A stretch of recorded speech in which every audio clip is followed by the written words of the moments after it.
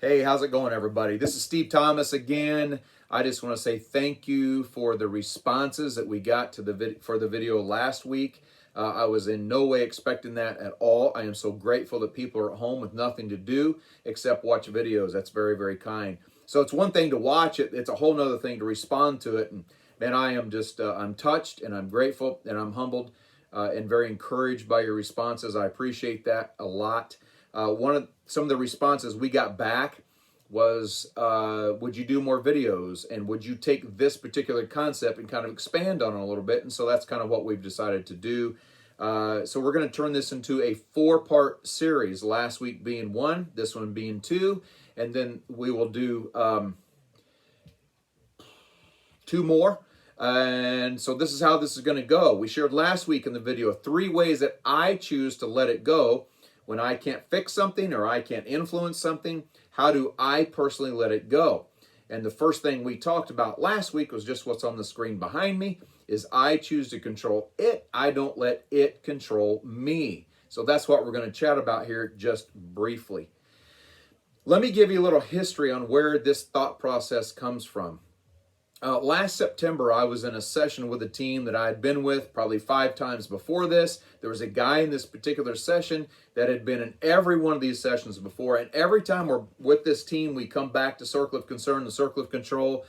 Somehow, some way, we put it back on the board. We keep pounding it out. We expand it and talk about new things. And this particular day, this guy had never asked questions before. This particular day, he decided to ask a question. He raises his hand and he asked me this: do you ever really, truly let it go?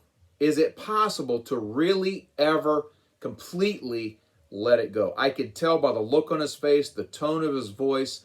Again, I'd seen him 5 or 6 times before this, that this guy had some deep-seated issues and some deep-seated hurts and pains going on, therefore prompting the question, do you ever really, truly let it go? What he did not know was that 3 months prior to that, in June of last year, I lost my mom.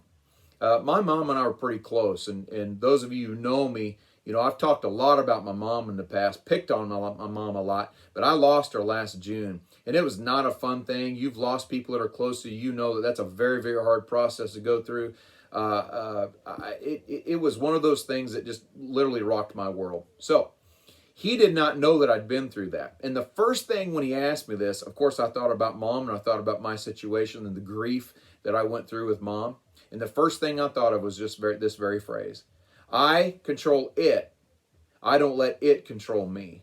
So my answer to him was no. There are some things that you're never going to truly let go of. You're never going to forget about it. It's always going to be there. There are always going to be these triggers that you have to choose to not let it control you. You have to control it. About 4 weeks ago, I was in Kansas City with a really cool team. This was the last live session that I did with real live human beings instead of real live iPads. And a guy on break, we just talked about concern and control, and a guy on break comes up to me and he says, what if I wake up one day and I'm just in a horrible mood? Nothing really happened, just put me there. It was just there. Or what if something's going on at home and things aren't good at home? And when I come to work, what do I do? To let it go, what do I do? Do I just be fake?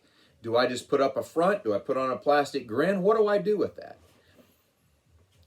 Again, I came back to this very phrase: I control it. I don't let it control me. There are going to be times all the time that you're going to wake up and just for no reason at all, you're in a bad mood. There are going to be bad things that are going to happen to you. There are going to be bad things that are going to happen to me. It's any emotion that comes my way, I've got to deal with it. I would never tell somebody, just completely forget about it, just completely let it go in this particular situation, because it's just not possible. I will forever have triggers that will trigger memories and thoughts and emotions about my mom. You will have triggers. You will have things beyond this pandemic that maybe you have not had a great time during this pandemic. And so there are always going to be these triggers and things that are going to happen that are going to bring you right back to this place, some bad place that you've been in life. On the other hand, happy can be one of those things. It's one thing to be happy, but it's a whole other thing to be happy and do and say stupid things. You've got to control it. You can't let it control you. And so that's the answer I gave this guy. Nor do you go to work and drag everybody into your crap. Just because you've had a bad day or you have something that happened to you that was bad and awful doesn't mean that you go and start pulling everybody into it. Let everybody know about all your stuff. So there's a tender balance there. But the bottom line is you have to control it. You cannot let it control you. That's a matter of attitude and mindset and perspective and interpretation. And you choose all of those things. There was a guy named Viktor Frankl. I love the story of this guy. He was in a Nazi concentration camp for 4 or 5 years, and he survived. And not very many people survived Nazi concentration camps. And when he got out of this Nazi concentration camp, people asked him, how did you survive? He wrote a book about it called Man's Search for Meaning. And in this book, and in many interviews later on, he described what he did and the mindset and the attitude that he took to survive this camp. He said, I learned that they could take away from me all of my human rights. They could take away my right to speak.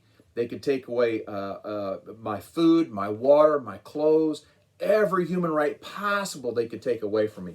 But what I learned is that the one right, the last of my human freedoms that they could never take away from me and no one else can, is the right to choose my attitude in any given situation. That is the epitome of controlling it and not letting it control you. There are always going to be bad things that are going to happen. This is not the last crisis you are going to go through. The last pain that you experience is not the last pain that you're going to have.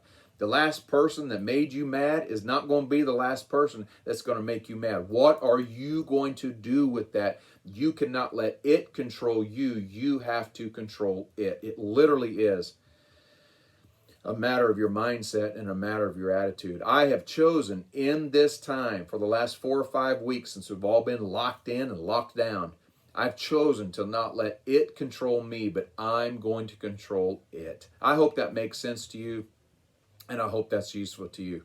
We'll be back later on with some more stuff. See ya.